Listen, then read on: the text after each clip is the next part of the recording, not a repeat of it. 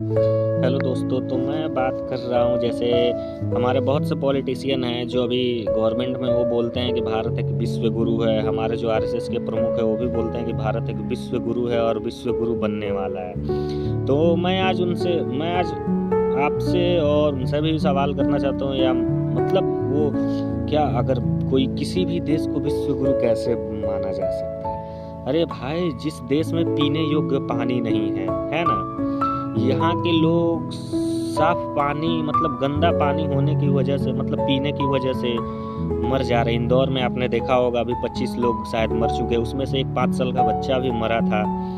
तो जिस देश में पीने योग्य पानी नहीं है, जहाँ की पॉपुलेशन पे 600 मिलियन पॉपुलेशन पे अभी वो खतरा मंडरा रहा है कि वो पीने योग्य पानी नहीं मतलब मिल पाएगा आने वाले कुछ सालों में।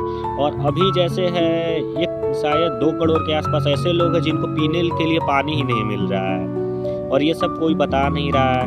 और जैसे और भी चीज़ें हैं, जैसे अभी सिर्फ मतलब शहर में सिर्फ 6% ऐसे लोग हैं जिनको डायरेक्ट टैप वाटर मिल पा रहा है, उसके अलावा और किसी को नहीं मिल पा रहा। या तो आरओ का यूज कर रहे हैं या फिर कहीं और से वो इस्तेमाल कर रहे हैं उस पानी का। तो जैसे पॉलिटिशियन लोग, हम लोग जैसे वो बोलते हैं कि विश्व गुरु और ये वो, जैसे रियल मुद्दे पे वो बात नहीं करना चाहते हैं। वो बोलते ही नहीं है कि पीने के लिए पानी कहाँ से मिलेगा।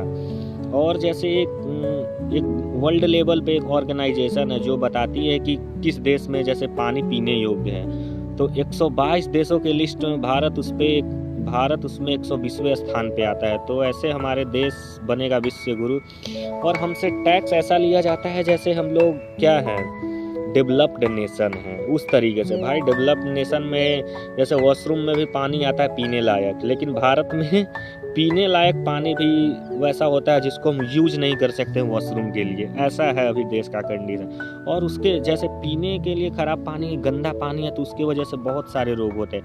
जैसे आप देखते हैं स्किन पे रिंकल्स आते हैं। अभी जैसे देखिएगा, जहाँ भी माइनिंग वाइनिंग हो रहा है, अभी झारखंड, छत्तीसगढ़ और ये सब मध्य प्रदेश एरिया में जो लोकल ट्राइबल, उनके स्किन पे देखे रैसेज आ रहे हैं। और कैंसर की है, जैसे फिर आँख का बीमारी हो रहा है, बाल झड़ना, ये सब कैल्शियम बॉडी में और भी तरीके से जो डिफिशियंसी हो रहे हैं, वो सब खराब पानी की वजह से हो रहे हैं। लेकिन इस पे कोई बात नहीं कर रहा है। लोगों को सिर्फ चाहिए कि धर्म, अरे कोई किसी का कोई धर्म बचाने नहीं आएगा, यहाँ सब इंसान है, मरे हुए सब।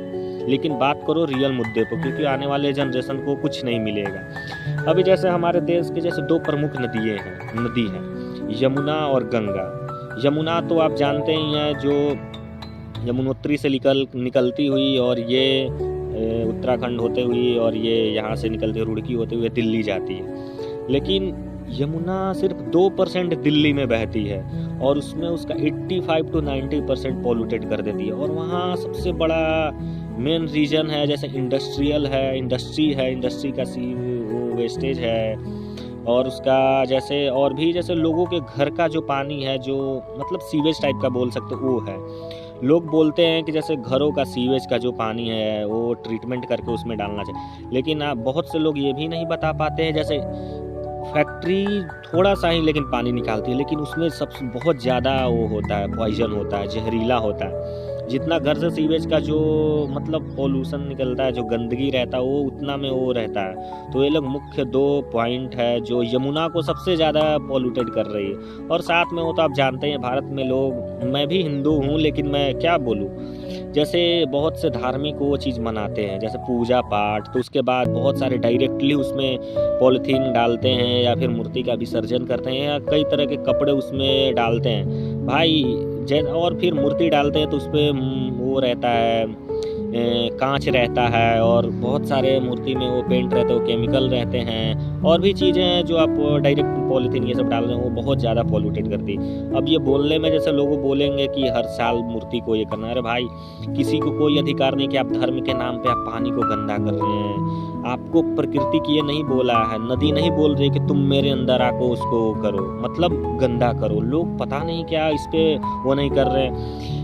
और ये यमुना तो मतलब दिल्ली के बाद तो दिल्ली में इंटर करने के बाद ही यूज लायक नहीं है। और गंगा का क्या है, गंगा नदी तो जैसे पहाड़ों तक तो सही है, ऋषिकेश तक सही है, ऋषिकेश तक आप नहा सकते हैं, पीने योग्य तो मतलब कहीं कहीं पे है, लेकिन हरिद्वार में आप नहीं, मतलब नहाने के लिए मतलब वो भी एक कम चांस है, कई घाटों पे ही आप नहा सकते हैं। जैसे शुरू में ही जो घाट है, जो वहाँ हर की पौड़ी तक आप चले गए, वहाँ तो नहाने लायक भी पानी नहीं रहता है भाई। मैं खुद एक बार नहीं कई बार हरिद्वार गया हूँ, नहीं रहता है। मैं उससे पहले एक जहाँ से डैम खुलती है वहाँ पे मैं मतलब 2-3 बार नहाया हूँ, तो वहाँ भी नहीं है।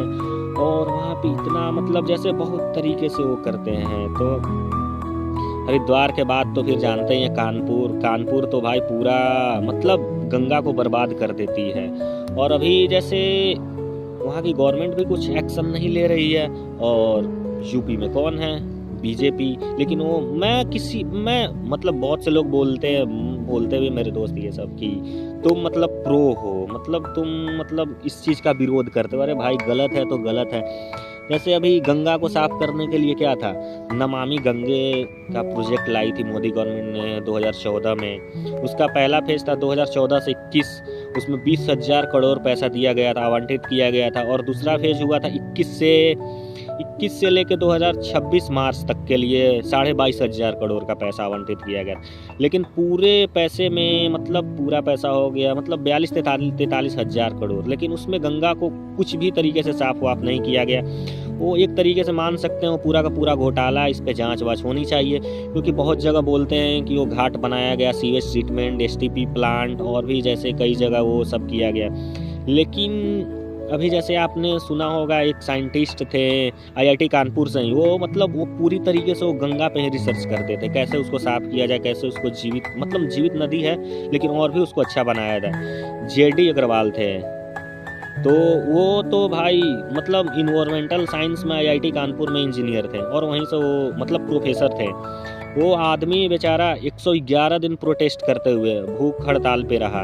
उसकी बात गवर्नमेंट ने सुना नहीं और उनकी बातों को अनदेखा कर दिया, क्योंकि पता था वो जिस बात के लिए वो लड़ रहे थे वो था कि गंगा नदी का प्रवाह को रोको नहीं। जैसे उत्तराखंड में आप देखते हैं बहुत मतलब सारे नदियों पे एक डैम बन चुका है, और जैसे ही एक वो नदी का एक नेचर होता है, वो जितना बहता है वो अपना कंटामिनेशन वो उतना मतलब छोड़ते हुए जाता है, लेकिन और नदी सूखता नहीं है, जैसे वो जिंदा रहता है। अगर एक बार नदी अगर कहीं का अगर वाटर लेवल कम हो गया, मतलब वाटर लेवल नहीं उसको बोल सकते हैं, हाँ वही बोल सकते हैं लोकल लैंग्वेज में, तो वो अपना जो उसके कैपेसिटी है वो क्लीनिंग करने की वो अपनी खो देती है। और इसके ही विरोध में थे जेडी अग्रवाल और एक और थे, एक शायद मैं मतलब एक साइंटिस्ट का नाम मैं भूल रहा हूँ, प्रोफेसर ही थे, मतलब मैं उनका नाम भूल रहा हूँ। वो भी ये बोल रहे थे कि जो गंगा नदी का जो प्रवाह है उसको रोको नहीं, उसको चलने दो। लेकिन गवर्नमेंट और इतना बड़ा जो इंडस्ट्रीज है, बिल्डर लोग हैं, ये लोग नहीं चाहते हैं कि ऐसा अगर प्रोजेक्ट रुकेगा तो बहुत पैसा लॉस होगा उन लोगों का। और इसलिए गवर्नमेंट का मोटिव ही नहीं था कि जैसे गंगा नदी को साफ किया जाए, वो हो ही नहीं सकता है। भारत के लोग जैसे गंगा को सिर्फ पवित्र नदी मानते हैं लेकिन उसके मतलब विशेषता को नहीं जान पा रहे हैं। जैसे वो कितने लोगों का मतलब कितने किसानों का, कितने लोगों का मतलब वो जीवन यापन का स्रोत है। और भी कई ऐसे साइंटिस्ट है, कई ऐसे जो अनशन कर रहे हैं लोग, लेकिन गंगा नदी को साफ नहीं किया जा रहा है। और उसके लिए गवर्नमेंट पूरी तरीके से मतलब वो रिस्पॉन्सिबल है कि आप वो करिए। अगर नहीं आप कर पा रहे हैं तो आप साइंटिस्ट का भी बात नहीं सुन रहे हैं। और कभी भी गंगा नदी को साफ करने के लिए सीवेज ट्रीटमेंट एसटीपी प्लांट जिम्मेवार नहीं है। वो मतलब जो जेडी अग्रवाल थे, मैं उनके जो वो बात रखे थे गवर्नमेंट के सामने मैंने वो पढ़ा, तो उसमें वो लिखे हुए थे कि मतलब जैसे सबसे बड़ा रिस्पॉन्सिबल है रनिंग वाटर, और अगर रनिंग वाटर अगर रुक जा रही है नदी को तो कभी साफ नहीं हो पाएगी। वो इसलिए वो सख्त खिलाफ थे कि डैम का कंस्ट्रक्शन रुके। अगर डैम का कंस्ट्रक्शन होती है तो ऊपर से ही हाइड्रो प्रोजेक्ट, ये सब डैम तो हाइड्रो प्रोजेक्ट और टनल ये सब में आती है, टनल जो बन रही है वो सब में सबसे ज़्यादा पॉल्यूटेड कर रही है नदी को। और इस पे गवर्नमेंट कभी बात ही नहीं कर रही थी, और इस वजह से नमामि गंगे एक तरीके से पूरे का पूरे फ्रॉड है। और वो बोला जा रहा है अभी 2026 मार्च में वो बोला जाएगा वो प्रोजेक्ट कंप्लीट हो गया। और ऐसे कई रिपोर्ट में आया कि 90% जो उसका फंड था 42,000-43,000 करोड़ का, वो ख़त्म भी होने वाला है। वो मतलब कई तरीके से एसटीपी पे कहीं घाट बनाने में, ये सब बनाने में वो पैसा खर्च हो गया। लेकिन अब इस पर क्या है क्या नहीं, लेकिन इस पर कभी कोई क्लैरिफिकेशन गवर्नमेंट देती नहीं है। लोग पूछते भी नहीं कि अरे भाई लोगों को पूछना चाहिए कि आपने मेरी नदी को साफ करने के लिए क्या किया, आपने इतना पैसा लगाया। तो मतलब मतलब भाई नदी अपना होता है, किसी भी धर्म का नहीं होता है, वो अपना नदी, वो प्राकृतिक ने दिया है। आप उसको सिर्फ माँ मानने से, गंगा माता और यमुना माँ मानने से वो नहीं होता है। आप उनके लिए क्या कर रहे हैं?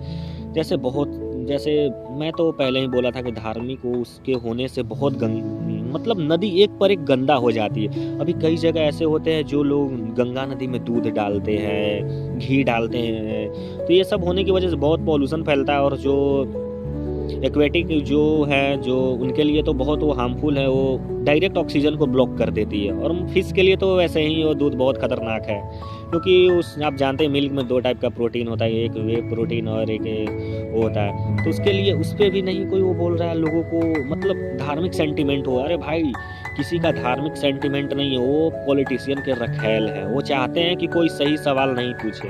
अगर आप उस बारे में अगर सवाल नहीं करिएगा तो लोग आपको सिर्फ वैसे ही मूर्ख बना के रखेंगे और बोलेंगे गंगा नदी साफ नहीं हो पा रही है, लोग ही पॉल्यूटेड कर रहे हैं। और जैसे बहुत बड़ा बड़ा जो संगम होता है, अभी देखिए ना, जो क्या बोलते हैं, गंगा नदी जब हरिद्वार और ऋषिकेश से निकलती है तो उसका शायद मतलब 75 to 150 ppm उसका वो है, पार्ट्स पर मिलियन। उसके जो अंदर जो मतलब जैसे बोल सकते हैं पार्टिकल्स और भी जैसे मतलब वो सब चीज़ें हैं। लेकिन उसके बाद जैसे ही वो कानपुर होके निकलती है, वहाँ 2500 से ऊपर हो जाती है।